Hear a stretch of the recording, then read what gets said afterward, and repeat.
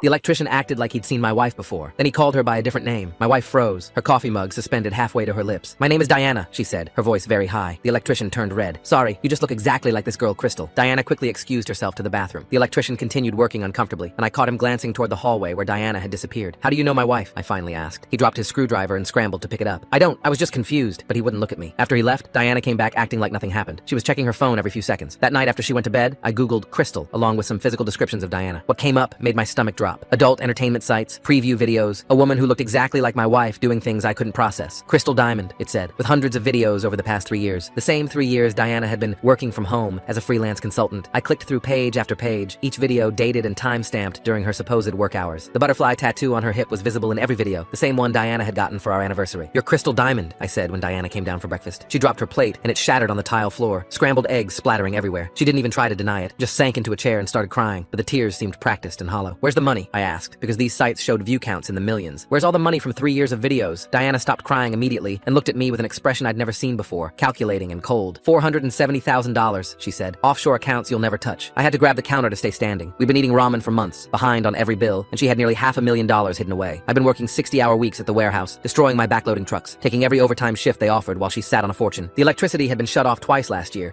and we'd sat in the dark for days each time, lighting candles like it was the 1800s. I'd sold my father's truck, the 1969 Ford he'd restored with his own hands before he died, just to pay for her mother's funeral. $3,000 I'd gotten for a truck worth $20,000 because I'd needed the money fast, and Diana had cried about how guilty she felt that we couldn't afford a proper service. "I make $3,000 in a weekend doing private shows," she said now, like it was nothing. Private shows meant meeting clients in hotels, and she explained it like discussing grocery shopping. The girlfriend experience, where men paid $5,000 to pretend she was theirs for a night. Our anniversary dinner when she'd claimed food poisoning, our nephew's graduation she'd missed for a work emergency, my promotion celebration she'd skipped for a migraine. All lies, all bookings, all documented on her Crystal Diamond booking calendar I could see on the website. She'd been meeting strangers for money while I thought she was building a consulting business from home. She'd watched me skip meals so she could eat, watched me tape my work boots together because we couldn't afford new ones. "Why?" I asked, and my voice sounded broken even to me. Diana shrugged and stood up, grabbing her keys from the counter. "Because I could," she said simply. "The house is in my name anyway. The refinancing documents I'd signed 6 months ago without reading them, because I trusted my wife completely. She told me it would lower our interest rate and help us save money we desperately needed. Instead, she'd removed me from the deed entirely while I'd been focused on making ends meet. 3 years of marriage turned into a lie. 3 years of pretending to struggle beside me while she built her secret empire as Crystal Diamond. "I have a shoot in an hour," she said, checking her phone like we'd been discussing the weather. "Downtown at the Marriott, if you're wondering." "You can't just leave," I said, but she was already at the door with her purse and jacket. Diana turned back with a cold smile I'd never seen in 7 years together. "The house is mine, remember?" she said. "I'll need you out by the weekend so I can set up a proper studio in the basement. A studio for Crystal Diamond. In the house I'd spent 3 years maintaining and improving." She pulled out her phone and scrolled through something, that cruel smile getting wider as she typed. "By the way," she added, not even looking up from the screen, "you should probably get tested. The clinic on 3rd Street does walk-ins on Tuesdays. Mention me and you'll get a few bucks off." The door slammed and I watched through the window as her car backed down the driveway, the red taillights disappearing around the corner like this was any normal morning. My legs wouldn't move for the longest time. I just stood there in the kitchen staring at the spot where she'd been standing. The broken plate was still on the floor with eggs drying on the tile. My knees started shaking and then gave out completely. I dropped straight down onto the floor next to the mess, my jeans soaking up egg yolk. The whole kitchen felt wrong, like a place where something terrible had happened. I pulled out my phone with hands that wouldn't stop shaking and started taking pictures of everything. The broken plate, the eggs, the coffee mug she'd left on the counter. I crawled to the filing cabinet and dug through papers until I found the refinancing documents from 6 months ago. My signature was right there on the line where I'd given away my own house. The camera kept going out of focus because my hands were shaking so bad. I had to take each picture 3 or 4 times to get one that wasn't blurry. While I had my phone out, I logged into our joint checking account. $12.37 stared back at me from the screen. Yesterday, there had been $800 from my last paycheck. She must have transferred it all out this morning before our talk. My next paycheck wasn't until Friday, 4 days away. The electricity bill caught my eye from the counter where Diana always stacked the mail. Past due in big red letters across the top. Final notice before disconnection. I picked up the water bill underneath it. Same red letters. The gas bill too. She hadn't paid anything in months, probably planning this whole thing while I worked overtime to keep us afloat. My phone buzzed with a text from my supervisor asking where I was. I was already 20 minutes late for my shift and hadn't even noticed what time it was. I texted back that I had a family emergency and might need to leave early too. He replied immediately that I was out of sick days and any time off would be unpaid. I couldn't afford unpaid time, but I also couldn't stand up yet. It took another 10 minutes before my legs worked enough to get off the kitchen floor. I changed my jeans and drove to the warehouse on autopilot, not remembering most of the drive. The morning shift dragged by with me making stupid mistakes on orders I could normally do with my eyes closed. My supervisor kept giving me looks, but didn't say anything yet. At lunch break, I found Ivan eating his sandwich in the break room and sat down across from him. He took one look at my face and put his food down. I told him everything, the words spilling out in a rush about Diana being Crystal Diamond, the money, the house, all of it. Ivan stared at me like I was speaking Chinese, his mouth hanging open. Then he said I could crash on his couch as long as I needed. The relief hit me so hard I almost started crying right there in the break room. He patted my shoulder awkwardly and said his girlfriend might not love it, but she'd understand. The rest of my shift went by in a blur of loading trucks and trying not to think about where I'd be sleeping in 3 days. After clocking out, I sat in my car for a minute before starting the engine. The 3rd Street clinic Diana had mentioned was only 15 minutes away. The waiting room was packed with people all avoiding eye contact, everyone there for the same shameful reason. When I gave my name at the desk, the receptionist asked if I had insurance. I said yes, and she asked for Diana's name since the insurance was through her work. The second I said Diana's name, the receptionist's whole face changed. She looked at me with this expression like she felt sorry for me. She said they'd call me back soon and to have a seat. I sat there for 2 hours between a teenager and an old man, all of us staring at our phones. They finally called me back, and a nurse took my blood and had me pee in a cup. She said results would take 3 to 5 days, and they'd call me. The whole thing felt like being branded with shame. By the time I got back to the house, it was dark. Diana's car wasn't there, probably at another hotel appointment. I heated up a can of soup and ate it standing at the counter because sitting at our dining table felt too normal. My phone buzzed at 9 with a text from Diana asking if I was still at the house. No concern, no emotion, just asking like she was checking if I'd picked up milk. I texted back that yes, I was still there and would be out by Saturday like she demanded. She sent back a thumbs up emoji to end our marriage. I couldn't process that level of coldness from someone I'd shared a bed with for 3 years. Speaking of our bed, I couldn't make myself go into the bedroom. The whole room smelled like her perfume, the expensive kind she wore to her consulting meetings that were really hotel appointments. Why would Diana suddenly drop the whole act after 3 years of keeping it secret? The electrician calls her Crystal, and she just gives up completely. No more lies, no backup story, nothing. I grabbed an old blanket from the hall closet and made a nest on the couch. The ceiling had a water stain I'd been meaning to fix for months. Now it would be Diana's problem, or Crystal Diamond's problem, whoever she really was. I laid there until 3 in the morning, my brain spinning through every memory, looking for signs I'd missed. Friday morning came too fast. I called in sick to work, even though it meant losing a day's pay I desperately needed. Instead, I opened my laptop and started searching for tenant rights in our state. Page after page of legal websites said that even without being on the deed, I might have residency rights as an established tenant. The legal aid clinic downtown had a website with information about free consultations for people who couldn't afford lawyers. I called the number and got an automated system. The earliest appointment they had was 3 weeks out. I booked it anyway, knowing I'd be long gone from the house by then, but needing to do something, anything, that felt like fighting back. 3 hours later, I was at the kitchen table with my laptop and a stack of bank statements from the filing cabinet. I started building a spreadsheet, typing in every single payment I'd made toward our mortgage over the past 3 years. Each row showed the date, amount, and check number from my account. The mortgage payments alone added up to $18,000. Then I added the utility bills I'd paid from my checking account. Electric, water, gas, internet, trash pickup, everything Diana hadn't bothered with while hoarding her fortune. Another $11,000 right there. The home repairs hurt the most to document. The new water heater I'd installed myself to save money, $800. The roof patch after the storm last year, $1,500. The furnace repair, the driveway ceiling, the bathroom tile I'd laid myself over 3 weekends. Every receipt I could find went into the spreadsheet with dates and amounts. When I finished adding everything up, the total came to $42,000. Every penny traceable through bank statements and receipts. This had to count for something in court. My alarm went off at 5 a.m. Friday morning for my warehouse shift. I saved the spreadsheet to 3 different places and emailed it to myself before leaving. At work, I was moving pallets with the forklift when I knocked over a stack of boxes. Then I loaded the wrong truck with the wrong shipment. My third mistake was entering inventory counts wrong in the system. My supervisor called me into his office after lunch. He closed the door and asked if everything was okay at home. I told him I was going through a divorce and needed to find a new place to live by the weekend. He nodded and said he understood, but I needed to focus or there could be consequences. The company couldn't afford mistakes that cost money. I promised to do better and went back to my station. The rest of my shift, I double-checked everything, moving slower to avoid more errors. When I got home that evening, Diana's car was already in the driveway, along with a white van I didn't recognize. I walked in to find Diana in the living room with 2 guys carrying camera equipment. She introduced them as colleagues, helping her move some things for work. They headed down to the basement with tripods and lighting rigs. I could hear them setting up, drilling into the walls, moving furniture around. I went to the kitchen and heated up leftover pasta from 2 nights ago. The food tasted like cardboard, but I forced myself to eat it standing at the counter. Diana and her crew worked in the basement until almost midnight, their voices and footsteps echoing through the floor. Saturday morning, I drove to the clinic at 7:30 to be there when they opened at 8. The same waiting room, the same uncomfortable chairs, the same people avoiding eye contact. They called me back after an hour. Gabriella Hartman came in with my test results on a clipboard. She explained I was negative for everything so far, but needed to retest in 3 months. Some infections had window periods where they wouldn't show up right away. She handed me a packet about exposure risks and safe practices. I asked what the chances were of something showing up later. She said it depended on the type of exposure and frequency. I didn't want to explain my situation, so I just nodded and took the papers. Back at work Monday, I caught my supervisor during his break and asked about picking up extra shifts. I needed to save for a security deposit on an apartment. He shook his head and said overtime had just been cut because business was slow. The warehouse was overstaffed as it was. He'd let me know if anything opened up, but couldn't promise anything. The timing couldn't be worse when I needed every dollar I could get. That afternoon, I called 3 different title companies about the refinancing Diana had done 6 months ago. The first 2 wouldn't even talk to me since my name wasn't on the deed anymore. They said it was confidential information. The third company said I'd need a lawyer to get any documents or challenge anything about the refinancing. Without legal representation, they couldn't help me. I hung up feeling more trapped than ever. Tuesday morning, I called the bank directly about our mortgage. After being transferred 4 times, I finally got someone who could look up the account. The representative confirmed what I already feared. The refinancing had removed me from the deed completely, and I'd signed the papers myself. She pulled up the documents and said everything was legal and binding. Diana had planned this perfectly while I trusted her blindly. I asked if there was any way to contest it. She said I'd need to talk to a lawyer about that. The bank couldn't give legal advice. Wednesday, I finally got through to a divorce attorney's office after calling 6 different firms. Most wanted consultations fees just to meet. Bryce Myers' office had an opening for Monday morning. The receptionist mentioned their retainer was $5,000 to take a case. I almost hung up, but forced myself to keep the appointment anyway. Maybe they had payment plans or something. Friday afternoon, while Diana was at another appointment, I tried to get into her laptop she'd left on the coffee table. Every password I tried was wrong. She changed them all since I discovered her secret. Her Crystal Diamond website was still bookmarked on my phone though. The booking calendar showed she had 3 appointments this weekend. Friday night, Saturday afternoon, and Sunday evening. Each one probably paid more than I made in a month at the warehouse. Sunday night, Diana came home with takeout from the Chinese place we used to order from for special occasions. She set the bags on the counter and started pulling out containers like nothing was wrong. She asked if I wanted to eat with her. I said no and stayed in the living room. She shrugged and said the house would be all hers tomorrow anyway. She ate her dinner at the table while scrolling through her phone, occasionally laughing at something on the screen. Her casualness about destroying my life was almost worse than if she'd been angry or mean about it. Monday morning came too fast, and I barely slept thinking about the meeting with the lawyer. The office was in a strip mall between a nail salon and a payday loan place, which should have told me something. Bryce Myers looked younger than me, maybe 30, with a cheap suit and an office that smelled like old coffee. He listened to my story while typing notes on a laptop that had tape holding the screen hinge together. When I finished talking, he leaned back and told me the truth I didn't want to hear. Since the house was legally in Diana's name only after that refinancing, my options were limited. We could fight for marital assets and argue I was deceived, but it would be expensive and take months, maybe years. The retainer alone was $5,000 I didn't have. I started to stand up to leave, but he stopped me and said he'd take my case for $2,500 down and monthly payments. He'd handled cases like this before and knew what it felt like to lose everything. I signed the agreement right there, knowing I'd have to sell more of my father's things to pay even the reduced amount. Bryce pulled out a yellow legal pad and had me list every single asset and debt we'd shared during the marriage. The list was pathetic when I wrote it all down. 2 credit cards maxed out at $8,000 each from when we were supposedly struggling. An old Honda with 150,000 miles that barely ran. Some furniture we'd bought at thrift stores. Meanwhile, Diana had kept all her crystal diamond money completely separate in accounts I'd never known existed. The more we documented, the clearer it became how thoroughly she'd planned this. Every purchase, every account, every financial decision had been calculated to leave me with nothing. Bryce said we'd need bank statements going back 3 years and told me to start gathering everything I could find. After the meeting, I went straight to work and caught Ivan in the parking lot before our shift started. I asked if his offer to crash on his couch was still good because Diana wanted me out tonight. He didn't hesitate, just said we'd move my stuff after work. The shift dragged forever, and my supervisor kept giving me worried looks every time I dropped something or forgot a task. When 5 o'clock finally came, Ivan followed me to the house in his truck. Diana was there waiting in the doorway with her arms crossed, watching everything we did. She reminded me that anything bought for the house had to stay, including the microwave I'd bought with my birthday money. I could only take personal items and clothes. Ivan helped me pack 3 boxes with everything I owned that wasn't attached to the house. My clothes fit in 1 box, my father's remaining tools in another, and some books and personal papers in the third. 7 years of marriage reduced to 3 cardboard boxes that fit in the back of Ivan's truck. Crystal Diamond's money must be sitting in an account somewhere that Brian never even knew existed, while he's tracking every single receipt like his life depends on it. Those camera crews in the basement sound like she's setting up some kind of professional studio right under his nose while he eats cold pasta upstairs. Diana stood there filming us on her phone the entire time, claiming she needed evidence I didn't steal anything. We drove to Ivan's apartment in silence and carried the boxes up 2 flights of stairs to his small 2-bedroom place. His girlfriend was in the kitchen when we walked in, and her face said everything about how she felt about this arrangement. Ivan had already warned her, but seeing me with my boxes made it real. She said I could stay 2 weeks maximum while I found my own place. I thanked her and promised I'd be gone as soon as possible. That night, I slept on their couch wrapped in a blanket Ivan's girlfriend grudgingly provided. Tuesday morning, my phone buzzed with a text from Diana at 6:30. She'd already changed all the locks and sent a photo of the new deadbolts to prove it. They were black metal ones that looked more expensive than anything we'd bought together in 7 years. She said she'd call the cops if she saw me near the property. I was officially homeless except for Ivan's couch. I texted back asking about getting my father's workbench from the garage, and she replied that it was attached to the house, so it stayed. Everything was calculated to hurt as much as possible. Wednesday, I had to miss half my shift to go back with a police escort for my remaining belongings. The officer met me at the house looking bored and checking his watch every few minutes. Diana let us in with a smirk and immediately started filming everything on her phone again. I grabbed my father's hand tools from the garage while she followed us around claiming I might steal something. The officer just stood there looking annoyed at both of us. I found my birth certificate and social security card in the filing cabinet and took those. Diana protested, but the officer said those were clearly mine. The whole thing took 20 minutes and felt like hours. Living at Ivan's place was awkward, but better than sleeping in my car. His girlfriend barely spoke to me and ate dinner in their bedroom most nights. I bought all the groceries to help with expenses and cleaned the apartment obsessively to earn my keep. The dishes were always done, the bathroom spotless, the floors vacuumed daily. Ivan said I didn't need to do all that, but I couldn't just sit there taking up space without contributing something. Thursday, the STD results arrived in an email while I was at work. Negative for everything so far, but the relief only lasted a few seconds. Gabriella Hartman from the clinic called an hour later to remind me about the 3-month follow-up test. Some things didn't show up right away and I'd need to come back in 12 weeks. Until then, I had to wonder and worry about what might still be in my system. Friday at work, I caught my supervisor during lunch and explained I needed consistent hours to qualify for an apartment. Most places wanted proof of steady income and my hours had been all over the place lately. He said he'd do what he could, but made no promises since business was slow. Word had gotten around the warehouse about my situation, and now people looked at me with pity. Some guys offered to buy me beer after work, but I couldn't afford to go out. The following week, Bryce filed the divorce papers and requested temporary support orders. He warned me Diana would fight everything and drag the process out as long as possible. She had the money for a long legal battle while I was already struggling to pay his reduced fee. The court date was set for 6 weeks away, which felt like forever when I was sleeping on someone's couch. The process server went to deliver the papers, but Diana wouldn't answer the door even though her car was in the driveway. He tried 3 times over 2 days with no success. We knew she was home because her Instagram showed her posting from inside the house. The legal games had already started, and she was going to make everything as difficult as possible. My phone died completely during my Tuesday shift,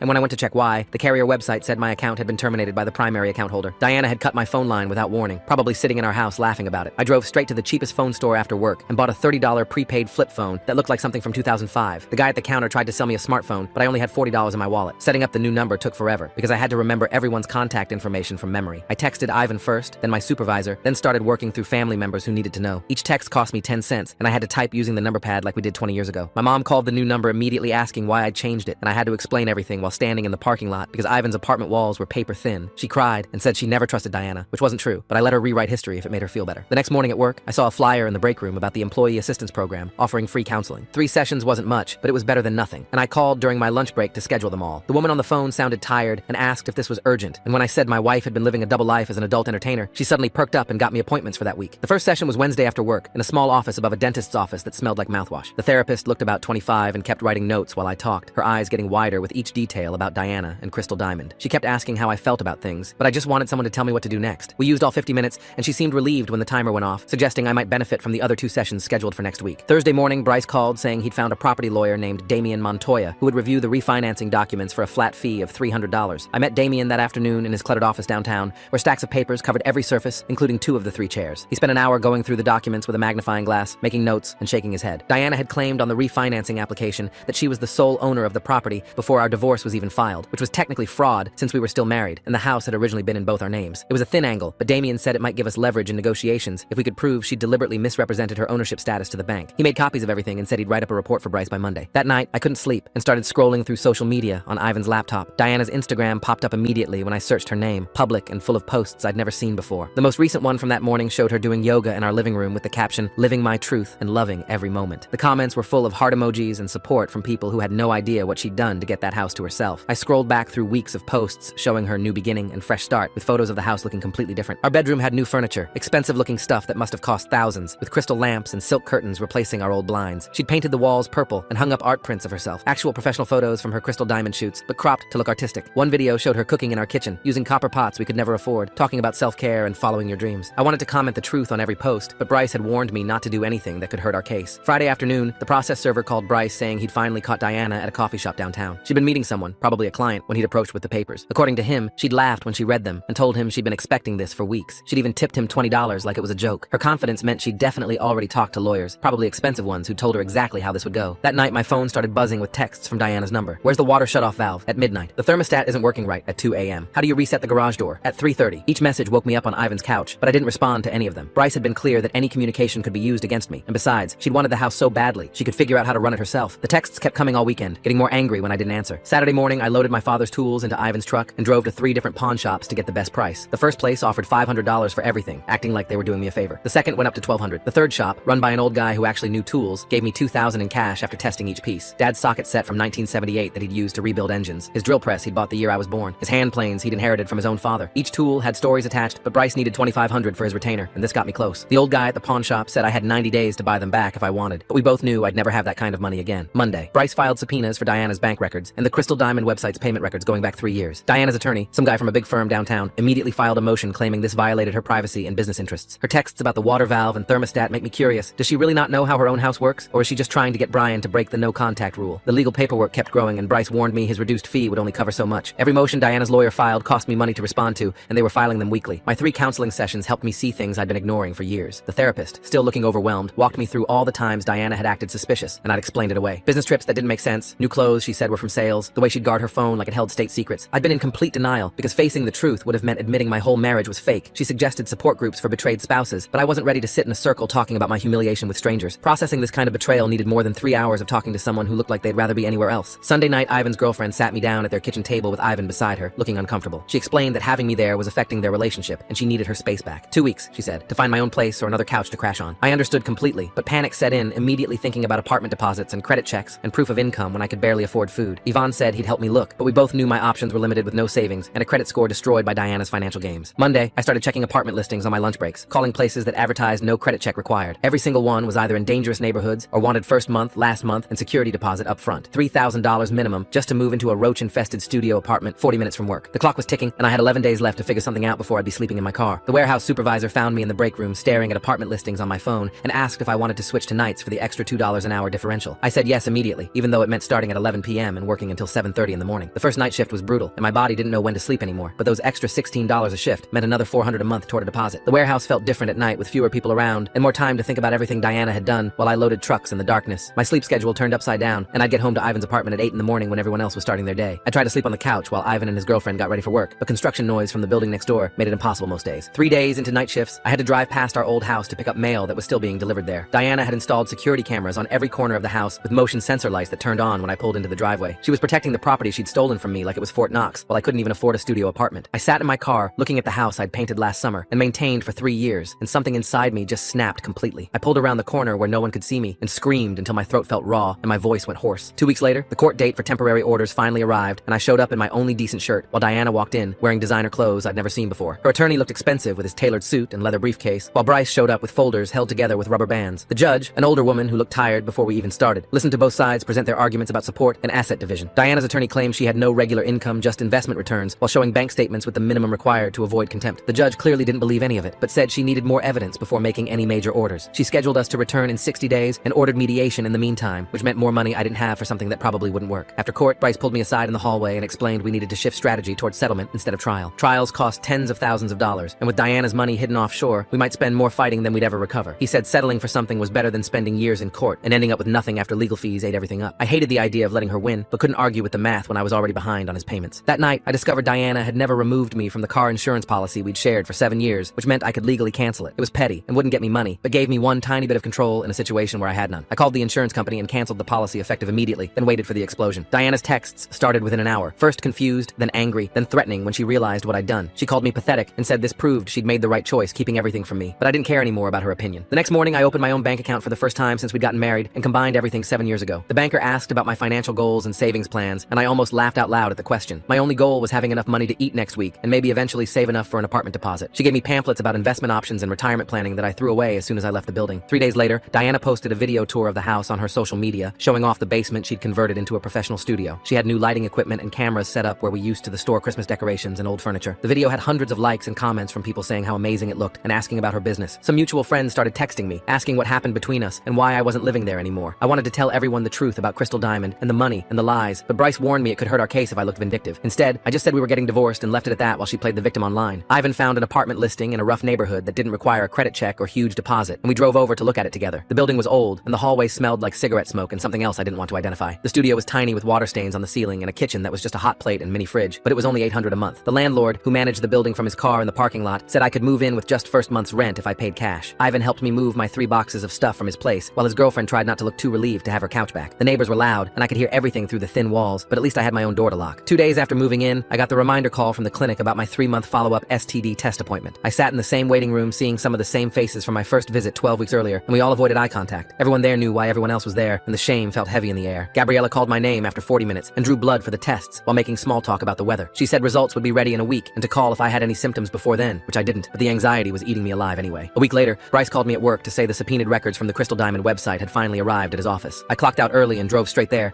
my hands shaking on the steering wheel. The stack of papers on his desk was thicker than a phone book and covered in numbers that made my head spin. Bryce had already gone through everything with a highlighter and sticky notes marking the important parts. The total at the bottom of his summary sheet showed $600,000 over 3 years, not the $470,000 Diana had admitted to. She'd hidden an extra $130,000 somewhere, probably in more offshore accounts we'd never be able to trace. Bryce spread out the monthly statements showing steady deposits into accounts at 5 different banks, all under variations of the Crystal Diamond business name. Some months, she'd made $20,000 while I'd been working double shifts just to keep our lights on. The booking records showed private sessions at hotels all over the city. During times, she'd told me she was at yoga or visiting her sister or stuck in traffic. Every lie had a dollar amount attached to it now.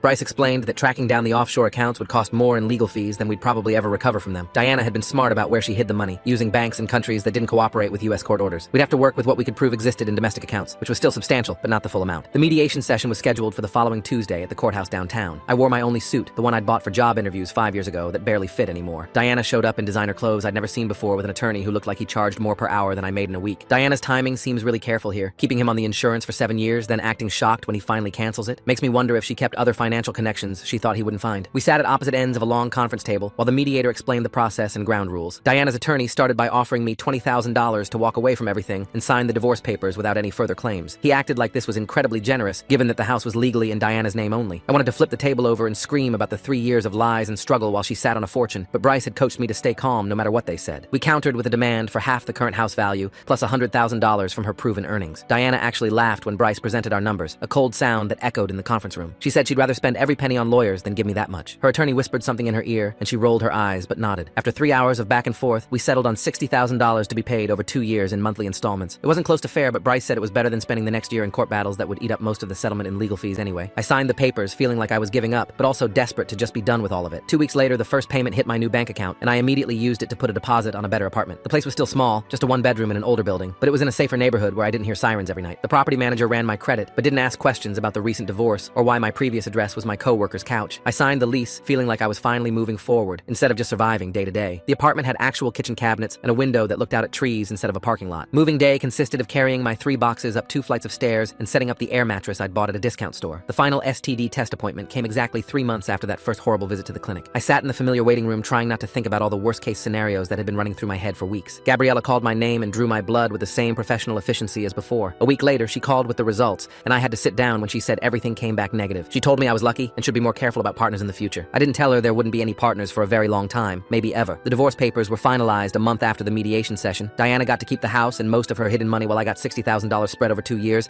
and my freedom from someone who had never really loved me. It wasn't justice, but it was closure, a legal document that said we were officially done with each other forever. The judge signed the decree without even looking up from his paperwork. 3 months after that morning in the kitchen when my world exploded, I stood in my small apartment unpacking the few things I'd bought with my settlement money. A real bed frame instead of an air mattress, some basic furniture from the thrift store, actual plates and cups instead of paper products. The settlement money wouldn't replace what I'd lost or make up for the years of lies, but I was building something new without deception. Diana still posted as Crystal Diamond according to Ivan, who'd looked her up out of curiosity, and I still worked night shifts at the warehouse for the extra pay. We existed in completely separate worlds now, which was exactly what I needed. Thanks for letting me poke around the edges of this with you. Definitely been a bit of a journey we got to share. I really enjoyed it. Until next time, like the video, it helps more than you think.